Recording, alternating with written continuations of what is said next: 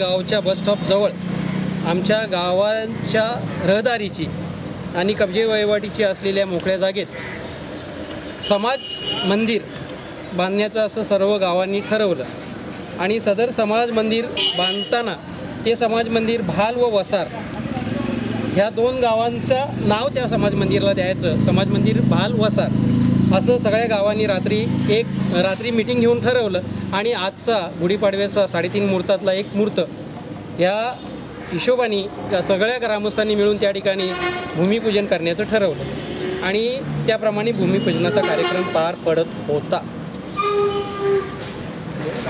आणि सदर कार्यक्रम पार पडल्यानंतर दशरथ चिकणकर हे त्या ठिकाणी आले.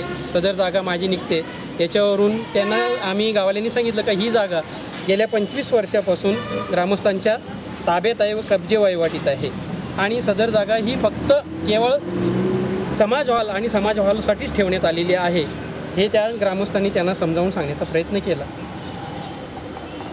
दाखवलं 1 मिनिट ऐकून घ्या तुम्ही. जो चिकणकरांनी देखील त्या ठिकाणी नारळ फोडला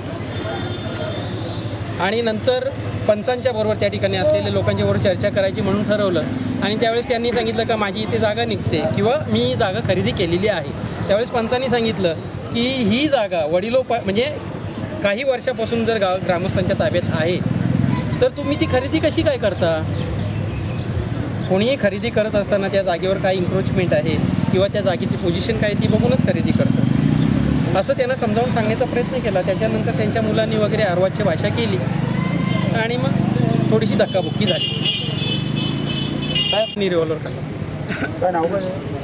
नाव हरीश चिकणकर. हे किती जण आहेत टोटल, त्यांची नावं सांगा ना. नाव सांगायचे भावांच्या दशरथ नारायण चिकणकर, हां दशरथ नारायण चिकणकर, तुळशीराम नारायण चिकणकर, हरेश दशरथ चिकणकर, नितीन दशरथ चिकणकर आणि बाहेरची पण लोक आणलेले. शिवदास नारायण चिकणकर, बाहेरची पण गुंड लोक आणलेले. ती लोक त्या लोकांनी हजर नाहीत केली, ती परस्पर पळून गेली.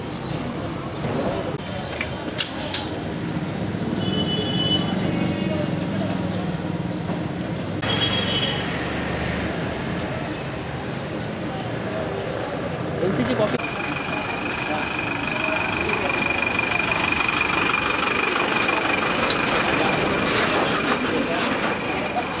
फेडरेशनचं त्यात नेमकी भूमिका काय याविषयी 2 शब्द आपले चौधरी साहेब